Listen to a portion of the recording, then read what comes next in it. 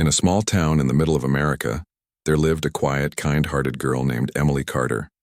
She was 10 years old, with long brown hair she always tied into a neat ponytail, and eyes full of curiosity. Every morning she walked to school with her backpack bouncing on her shoulders, ready to learn something new. Emily loved history class the most. She enjoyed hearing stories about brave people who changed the world, especially soldiers who fought for their country. Her favorite story, though, wasn't from a textbook.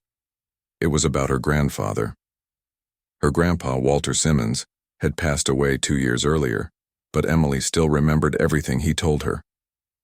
He used to sit by the fireplace at night, telling her about his time in Vietnam, not as someone who wanted praise, but as someone who wanted her to understand what real courage looked like.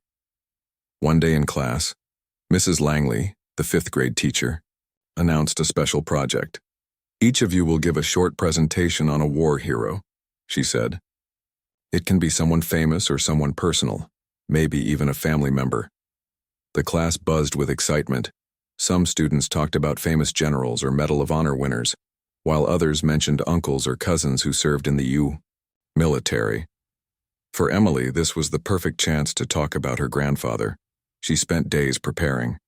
She dug through old photo albums, found newspaper clippings, and even wrote down some of her favorite memories of Grandpa Walter. When it was finally her turn, she stood up, hands shaking slightly but heart full. "My hero is my grandpa," she began. "His name was Walter Simmons. He was a soldier in the Vietnam War and received a medal for being brave. He saved lives and never asked for anything in return." As she spoke, her voice grew stronger. She showed the class a yellowed photo of her grandfather in uniform, standing proudly beside other soldiers. There was also a letter from the U.S. Army thanking him for his service. The room was silent, except for her soft voice. Then, Mrs. Langley cut in. "That's enough, Emily," she said sharply. Emily blinked in surprise. "I don't know where you got that idea," the teacher continued, "but your grandfather was no war hero. He worked at the VA hospital as a janitor, that's all." The classroom fell into stunned silence. Emily felt her face grow hot. But he told me he was in the war," she stammered. "He had medals. Mrs. Langley waved her off. "You must have misunderstood, or maybe you made it up to sound important." Emily's throat tightened. She didn't know what to say. She looked around the room, hoping someone would back her up, but the other kids avoided eye contact. One boy gave her a pitying look.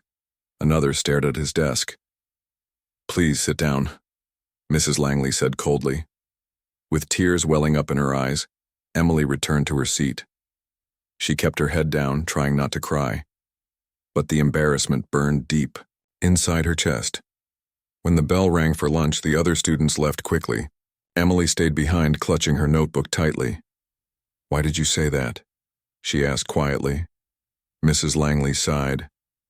"Because I've seen too many children make things up to get attention. Your grandfather was a nice man, but he was not a soldier. I knew him personally. He cleaned classrooms here before he retired." Emily stood frozen. Her heart pounded. Was it possible she'd gotten it all wrong? Had Grandpa lied? "No," she whispered. "He wouldn't lie to me." Mrs. Langley shook her head. "Believe what you want. Just don't come to class making up stories again." Emily ran out of the classroom before the tears could fall. That afternoon, she walked home slowly, her backpack feeling heavier than usual. The wind blew gently through the trees, but she didn't notice the beauty around her. All she could think about was her grandfather's face when he told her those stories. How proud he was. How honest. Had he really been lying? By the time she reached her house, her cheeks were wet with tears. Her mother, Jessica, opened the door and immediately noticed something was wrong. "What happened?" she asked, pulling Emily into a warm hug. Through sobs, Emily explained everything. How she shared her grandfather's story, how the teacher laughed at her, and how everyone believed she was lying. Jessica listened carefully, her face growing more serious with every word.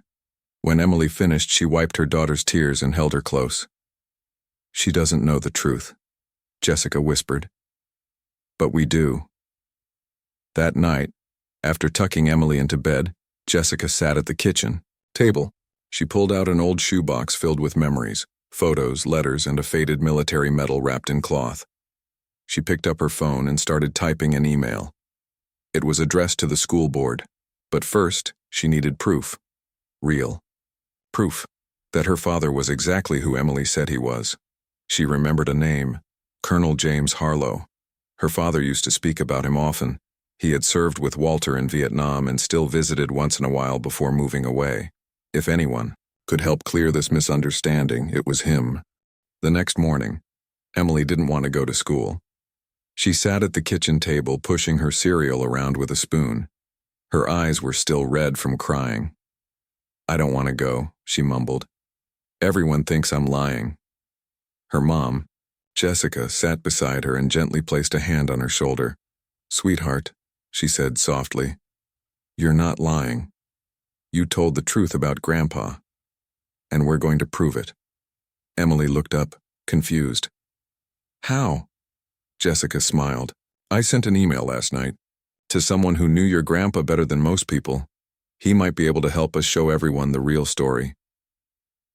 Emily didn't feel much better, but there was a tiny spark of hope in her chest. She grabbed her backpack and walked to school, slowly, unsure of what the day would bring. Meanwhile, Jessica waited nervously by her phone. She had reached out to Colonel James Harlow, one of her father's closest friends from Vietnam. He had retired years ago and now lived in another state, but he still remembered Walter Simmons like it was yesterday. By late afternoon, her phone buzzed. It was a reply. She opened it quickly. "Dear Jessica, I was deeply saddened to hear about Walter's passing. He was one of the finest men I've ever known. Brave, humble, and always putting others before himself. I remember the mission clearly. Your father saved lives that day. I'll do whatever I can to help you set the record straight. Sincerely, Colonel." James Harlow. Jessica read it again and again, tears filling her eyes. This wasn't just support. This was proof. That evening, she printed the letter, along with some scanned photos Colonel Harlow had attached. Walter in uniform, standing proudly with other soldiers, and even one with Chuck Norris during a USO tour in 1968. She packed everything into a folder and called the school the next morning. "I need to speak with the principal," she said firmly, "and I'd like Mrs. Langley to be there too." 2 days later, Jessica stood in the principal's office. The room felt small, filled with tension. Principal Thompson sat behind his desk, looking serious. Mrs. Langley sat stiffly in a chair, arms crossed. Jessica placed the documents on the table. "My father was Walter Simmons," she began. "He served in Vietnam. He received the Silver Star for saving lives under fire, and he never wanted attention for it." She slid the papers forward. "This is from Colonel Harlow, who served with him. These are official commendation letters. And here," she pointed to the photo, "is my father with Chuck Norris." Mrs. Langley leaned in slightly, eyes wide. "Is that really?" "Yes," Jessica said. "My grandfather was a war hero, and my daughter only wanted to honor him." Principal Thompson flipped through the pages silently. His face changed as he read the military records and saw the photos. Finally, he looked up. "We owe Emily an apology," he said. "And your father deserves recognition." Jessica nodded. "We're not here to get anyone in trouble. We just want the truth to be known." Later that day, Emily was called to the principal's office. Her heart pounded. Was she in trouble? When she walked in, her mother was there, smiling. "Emily," the principal said kindly, "we believe you. Your grandfather was a real war hero." Emily blinked, stunned. "You do?" Her mom knelt beside her. "Yes, sweetheart, we found proof. Real letters and pictures. Everyone will know the truth now." Emily's eyes filled with tears. This time, happy ones. But Jessica wasn't done yet. She picked up her phone and typed a message. It was addressed to a very special person, Chuck Norris. She included the photo of him with Walter and wrote, "Hello, Mr. Norris. My name is Jessica Simmons." My father was Walter Simmons, the man you met during the war. My daughter recently faced a difficult situation at school where her grandfather's service was doubted.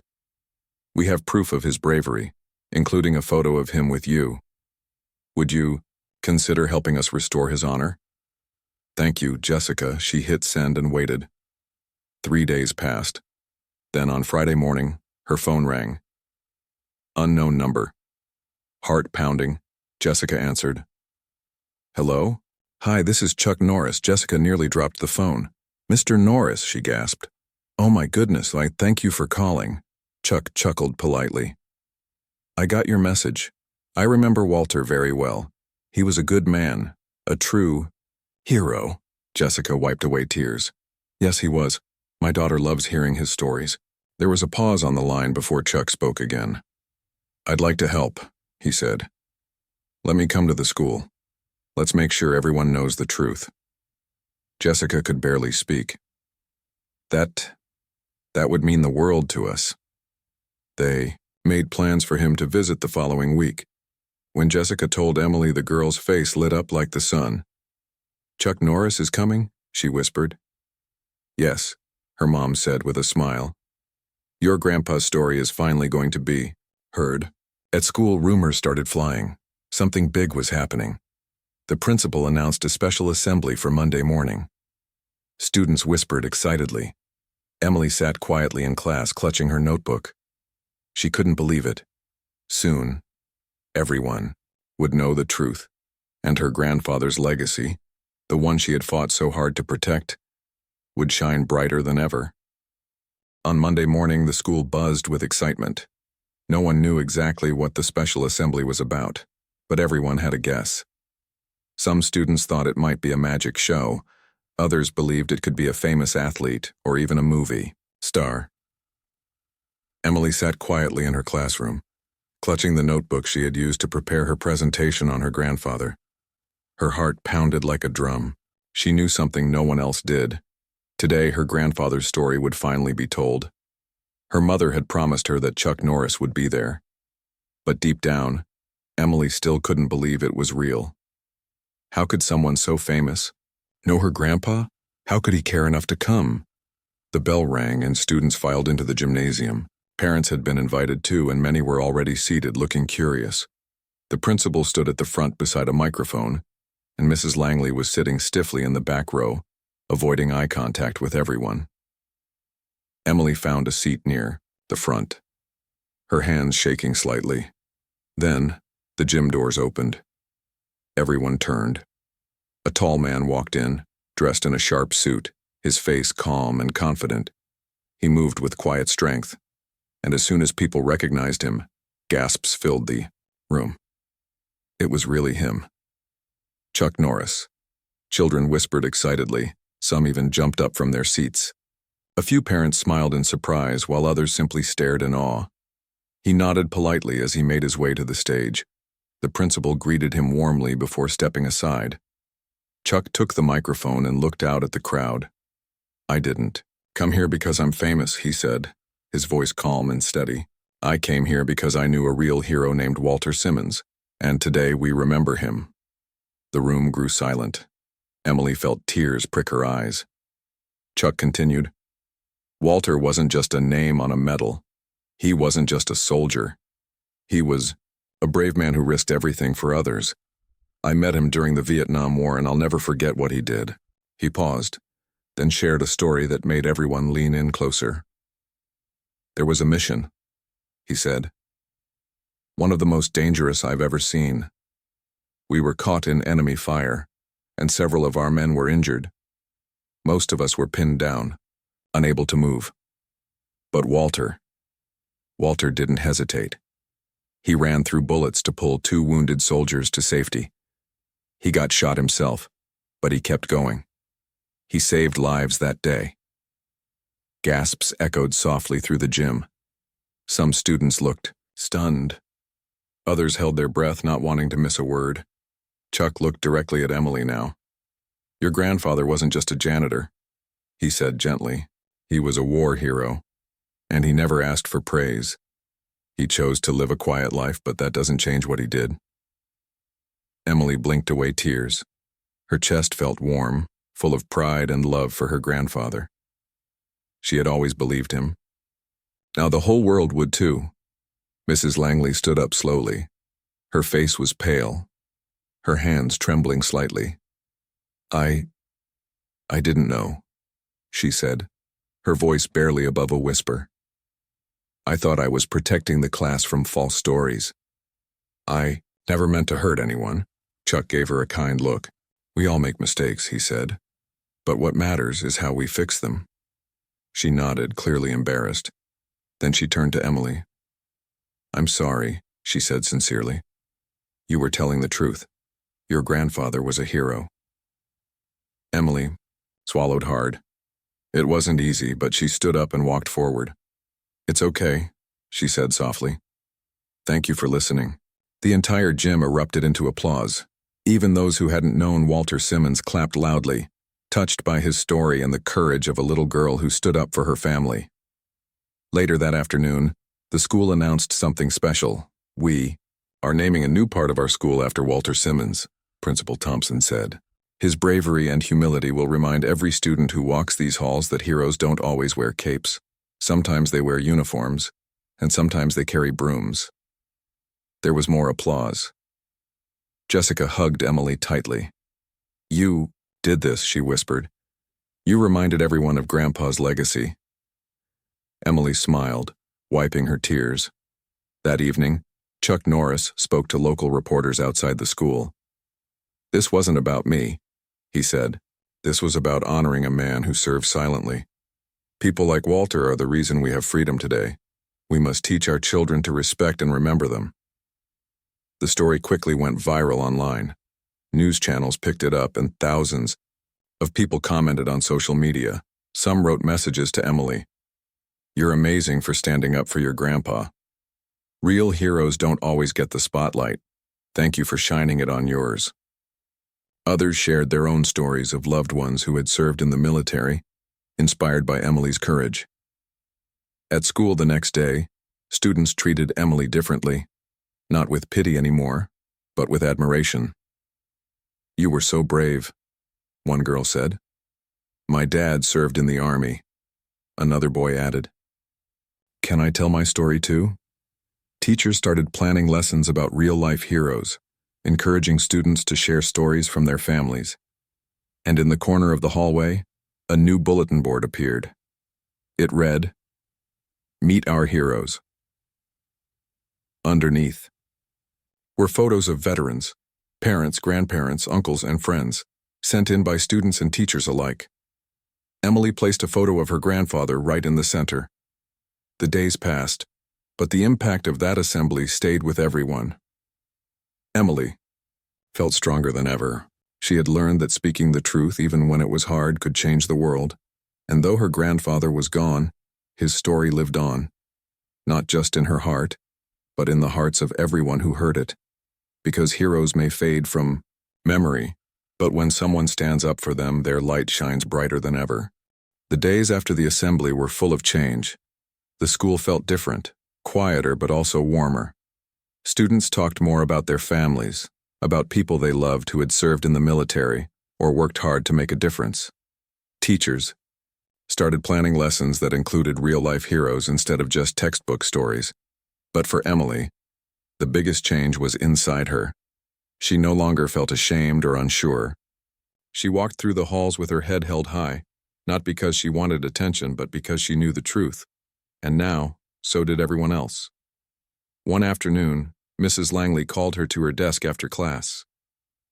Emily, she said gently, can we talk for a moment? Emily nodded nervously. Mrs. Langley looked at her carefully before speaking again. I've been thinking a lot since the assembly, she said, and I want you to know how sorry I am. Emily looked up, surprised. I made a mistake, the teacher admitted. I should have listened to you more. I assumed your story wasn't true because I didn't know the whole picture. But you reminded me that sometimes the quietest people carry the loudest truths. Emily blinked. She hadn't expected this. I don't blame you for being upset, Mrs. Langley continued. But if you're willing, I'd like to help honor your grandfather properly. Emily hesitated, then slowly nodded. Okay. From that day on, Mrs. Langley treated Emily differently, not with pity, but with respect. She even asked Emily to help create a new project for the class, one where students would interview family members about their lives, especially those who had served in the military or done something brave. Soon, every student was working on a story. Some wrote about uncles who had been soldiers. Others shared memories of grandmothers who had helped during wars. One boy even brought in his great-grandfather's old army hat. It became clear that every family had a hero hidden somewhere in their past.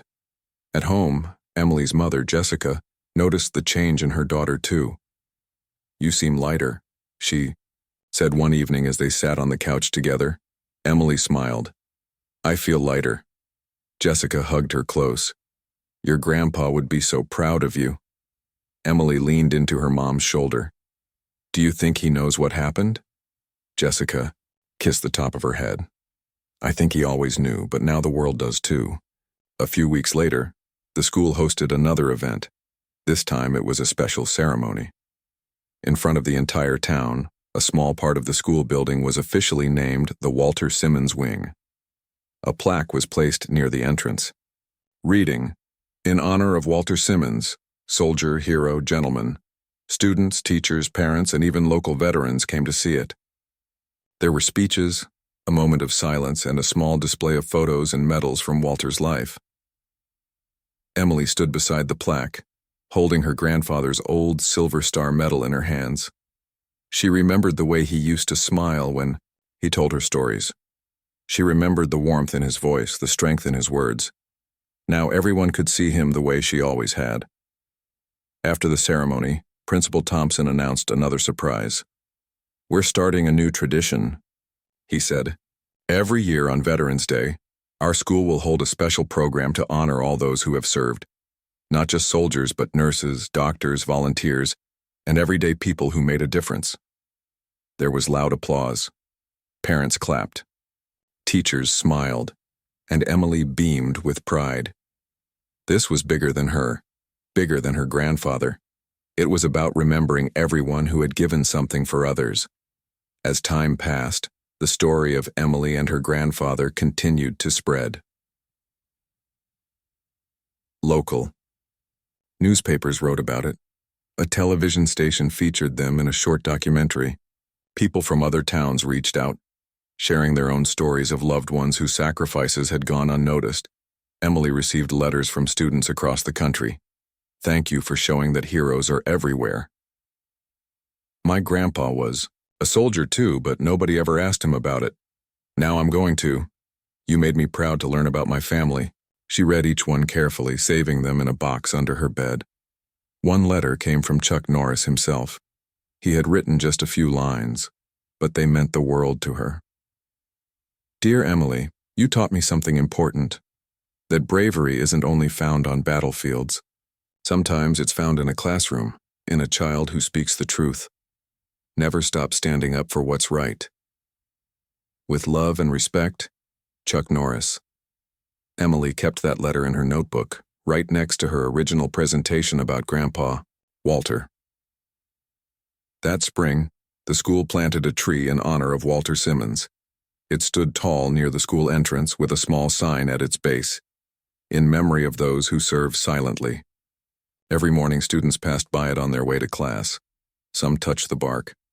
Others paused to read the sign, and some simply smiled, knowing that someone brave had once walked the same ground they did. Emily often stopped there on her way, in placing a flower or a note at the tree's roots. Sometimes she just stood quietly, feeling close to her grandfather. "I did it," she whispered one morning. "We told your story." And though the wind was the only thing that answered, she felt like he heard her. Because some stories may start small, but when spoken with love and honesty, they grow into something much bigger. They become legends, and legends never fade. Time passed, but the story of Walter Simmons never faded. It became part of the school, part of the town, and most importantly, part of Emily's heart. Every year on Veterans Day, students gathered under the tree planted in Walter's honor. They read stories, shared memories, and thanked those who had served. Teachers invited veterans to speak, and families brought photos of loved ones who had worn uniforms or helped others during hard times. Emily always stood near the tree, smiling, as she listened to other children tell their own hero stories. Some were about fathers who had served overseas.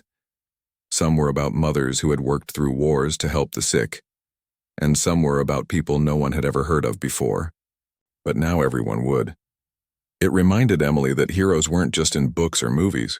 They were real. They lived next door. They cooked dinner. They drove buses. They taught classes. They were quiet. But they were brave. One spring morning, Emily visited her grandfather's grave with her mother. The headstone was simple, but now it carried new words. Walter Simmons, Vietnam veteran, honored hero. She placed a small bunch of white roses at the base and sat quietly beside it. "I miss you," she whispered, "but I know your story now, and so does everyone else." Jessica sat beside her daughter, wrapping an arm around her shoulders. "You did something special," she said softly. "You made sure Grandpa wasn't forgotten." Emily leaned into her mom. "He didn't want attention," she said. "He just wanted to be remembered for doing what was right." Jessica nodded. That's exactly what he would have wanted. They stayed there for a while, enjoying the peace, listening to the birds sing and the wind rustle through the trees. When they got home, Emily opened her notebook. She turned to a blank page and started writing. This time, it wasn't a school project. It was just for her. She wrote about the day she stood up for her grandfather. She wrote about how hard it was when no one believed her.